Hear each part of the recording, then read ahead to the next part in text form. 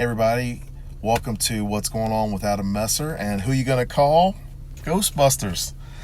So today I wanted to talk about publishing and writing, and I want to share with you, this is the first book that I ever published as an indie author, and this is a proof copy of my Savannah Vampire novel, first book, Blood Thrasher, The Devil's in the Metal. The title is kind of like an homage to, back in the day, they used to say heavy metal was the devil's music, and Blood Thrasher is a heavy metal vampire band, and this book takes place in October of 1989, which was like, to me, it was like, oh man, that was like the heyday of metal. And then here is the newest book, right? So this is Blood Thrasher, Vinyl All Night, right? And if you hold these two up, you can see that the first one is a lot bigger. It's a 6x9, and this one is a 5x8. You can also see that there is the title and my name on here. This one, there's no title because it's too thin for them to be able to print it on there at Amazon. You can see that well, maybe you can't. You can see the the book itself is formatted a little bit nicer. And this is Stories We Tell After Midnight, Chrome Girls Press. And my story, Wrong Turn, is at the end of the book. And I want to show you this. You see this little chapter title icon? If you look really closely, you can see it right here as well. And this is Rachel Brune's Chrome Girls Press. It's her first anthology. And look, I'm on the title. But I want to show you that because it shows progress. Because, you know, this book was the first. It's a milestone for me because it was the first time I had published a book. A fiction book. Now, it's not the first time I was published because I have been writing for the Savannah Morning News since 2014. I've written for the Savannah Morning News. I've also written for the Sun-Times Press in South Carolina, which is the Savannah Morning News newspaper. But I primarily write for Do Savannah, so I write about events and things like that. Lately, we've been writing articles about people. So why do I want to share with you this? What's the reason why? And I'll tell you, the reason why is because I want to show you where this is not as nice as this one is. And there's nothing wrong with it. It's a milestone because it was the first book that I created. But that's not what you're watching this video for, is it? You really, if you're watching this video and you want to hear what I have to say about writing and do I have the magical formula of me being like a small indie press published author? I don't have the magic formula. There is no magic formula. I have been looking for it. I have been searching for it. There is no magic formula. But the magic formula I have found, and you're like, what? You just said there's no magic formula. So I lie. Okay, there is a magic formula, but it's not the one that you probably want to hear. Much to do with life, right? The truth is not always what we want to hear, right? We want to hear the idealized,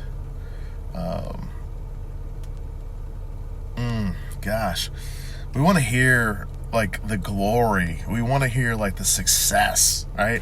We don't want to hear about the grind.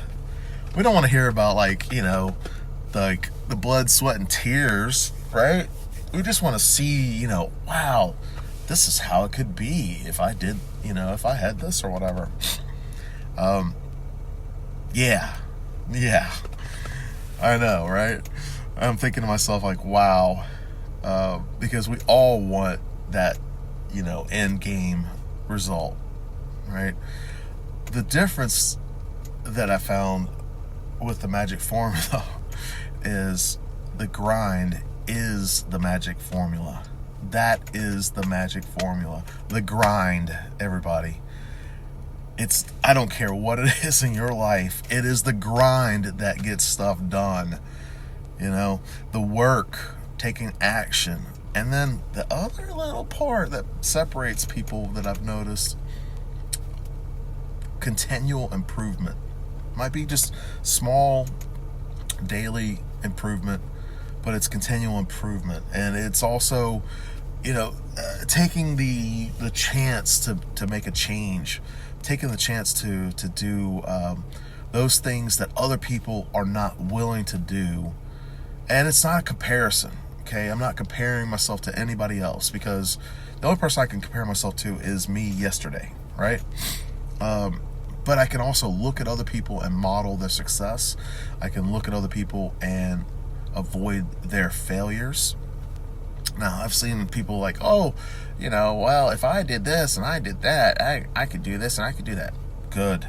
Do it. If that's going to work for you, do it. I have never been able to just say, boop, magically appear where I want to be and have the success that I want. It's never worked out that way. And then when I've reached a goal and I've completed that goal, sometimes there's been a major letdown with that, right? It's like, oh, what's next? Getting stuck in that mindset of, well, I'm working towards this goal, I'm working towards this goal, I'm working towards this goal. And one of the things that I figured out was it's a continual flow, just like water, just like a river, like an ocean. Yeah, you're gonna reach a destination, but without a continual flow of that water, it's gonna dry up, right? The riverbed's gonna dry up. So you have to continually work on and set new goals and adjust and modify what you're working on, right? And when I say you, I mean me. I'm talking about me, everybody. I'm not trying to tell you what to do, because I can't. I just can't do that. But I can tell you what's worked for me. So I've got a couple minutes left for this video. Just gonna do some little rapid fire skill sets that work for me. And hopefully this can help you out. If you have any questions, hit me up, because I'll be glad to elaborate a little bit more. But for writing, okay, number 1, you have to write. Number 2, structure. Learn story structure. Number 3, character creation. Write your characters the way you want to write your characters. Don't model your characters after someone else's characters. Write them the way that you want to write them, even if you don't like that character, which happens sometimes, right? And one of the things with that is sometimes the story, if you really get into that flow, right? And I've heard this from several other people, and it's happened to me. But when you get into that flow, the characters will take on their own lives, and they will tell you what they want to do. The scenes will carry on, and once you have that connection with your character, there's going to be times where you're like, I want you to do this, and your character is going to be like,